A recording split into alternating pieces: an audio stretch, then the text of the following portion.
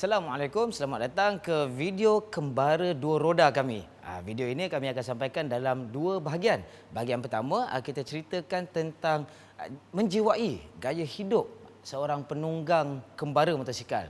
Bahagian kedua pula kita menyentuh aspek teknikal dan kelengkapan sebuah motosikal kembara seperti Triumph Tiger 800 XCX ini. Untuk bahagian pertama, kita terus bersama Al-Bakri yang menunggang motor ini ke Tanah Tinggi Cameron. Beliau mengikut rombongan daripada Malaysia Motorcycle Gateways, sebuah agensi pelancongan yang baru-baru ini telah pun mendapat anugerah daripada Tourism Malaysia. Perkhidmatan mereka khusus membawa pelancong daripada negara asing untuk kembara motosikal di sekitar Malaysia. Ramai rakyat Malaysia yang belum sedar bahawa keadaan jalan, cuaca dan lokasi destinasi unik di sekitar Malaysia ini menjadi tarikan yang besar untuk pelancong daripada negara asing. Abang Faizal boleh cerita sikit apa MMG ni?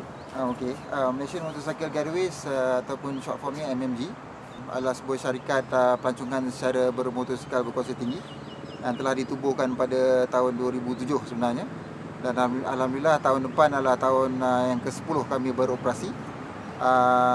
Kami membawa para pelancong daripada luar negara, terutamanya dari Australia,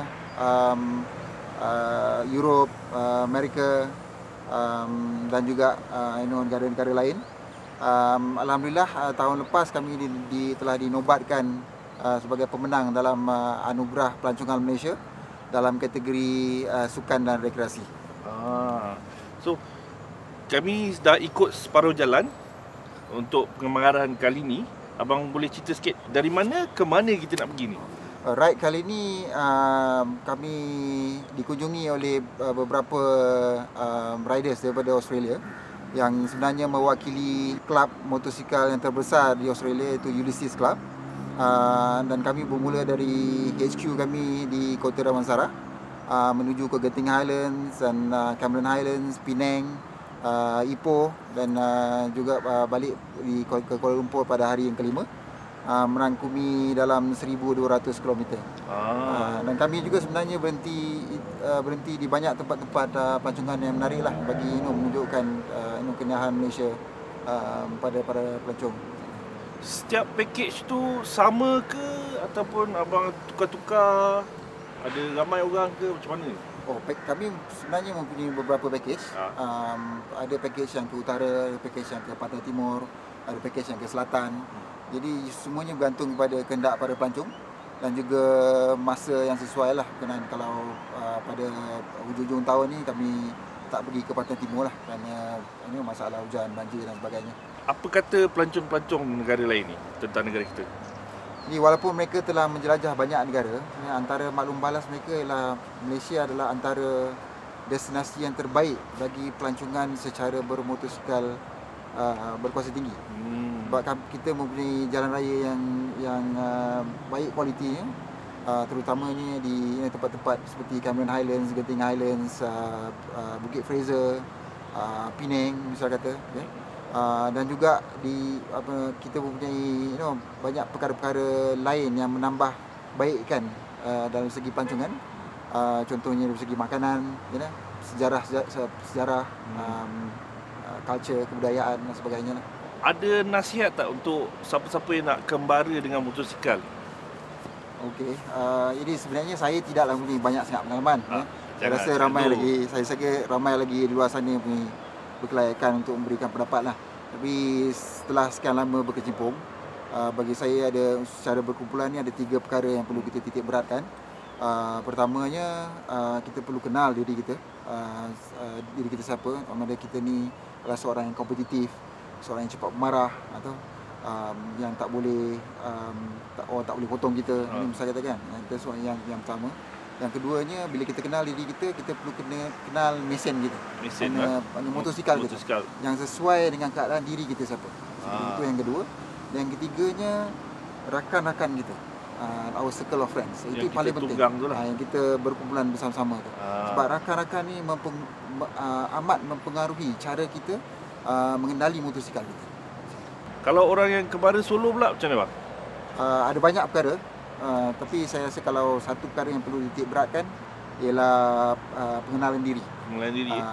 Contohnya jika seorang tu perlu ada apa-apa saja tag ataupun yang boleh orang lain tahu tentang keadaan diri seseorang tu, terutamanya jika berlaku kemalangan, kecederaan. Itulah tu sebab saya pakai macam ni. Ada orang tegur saya pakai. Dia tak tahu saya pakai tag. Kalau abang pakai macam mana? Dan saya gunakan ini dipanggil Road ID yang mempunyai banyak maklumat tentang diri kita, nombor IC, alamat, nombor telefon dalam kecemasan, blood type dan sebagainya.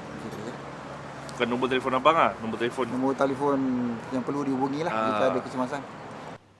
Wah, seronok betul Bakri.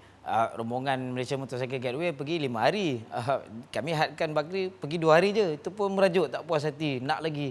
Motor ni pun jadi gangguan minda untuk dia. Tak tidur malam katanya. Memang sesuai sangatlah motor ni. Tengoklah gaya dia macam mana kan. Taklah sukan sangat Bakri tu.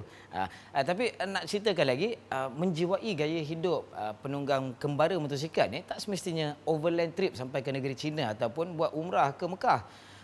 Macam contoh, saya dulu tinggal di Port Dickson, ulang-alik ke KL setiap hari. Dan saya membeli sebuah Versys 650 Kawasaki. Alasan kepada orang rumah kata nak jimat minyak. Tapi sebenarnya leceh pun leceh juga. Buatnya hujan pagi-pagi kan masalah tak? Sebab tu orang yang menjiwai gaya hidup kembara motosikal ni, dia sentiasa bersedia. Bukan saja dari segi kelengkapan dan peralatan yang kita akan sentuh dalam bahagian kedua, tapi juga dari segi minda dan psikologi. Bila-bila masa saja ada kelapangan, terus secara spontan terus jalan. Jadi macam contoh hari Jumaat balik daripada kerja, kalau balik lewat tu orang rumah dah faham dah. Ini mesti melencong ni. Macam contoh kita tengok rain radar kononnya lah. Highway utara selatan hujan. Jadi ikut highway pesisiran atau jalan pesisiran pantai, tahu-tahu dah sampai Melaka. Tanya, makan malam kat mana? Nanti kejap saya kat Melaka. Contohlah kan. Kadang-kadang sampai ke Karak.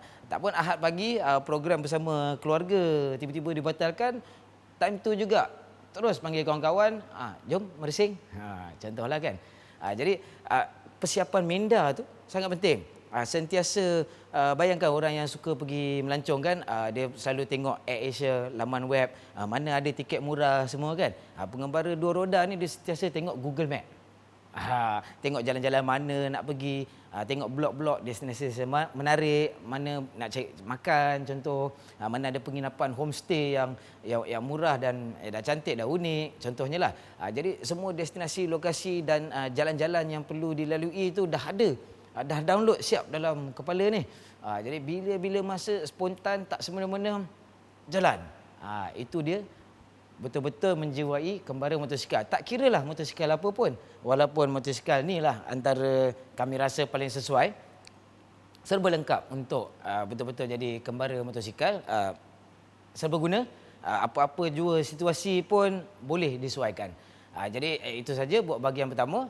Bahagian kedua saksikan nanti kita meneliti lebih tentang aspek teknikal dan kelengkapan motosikal kembara.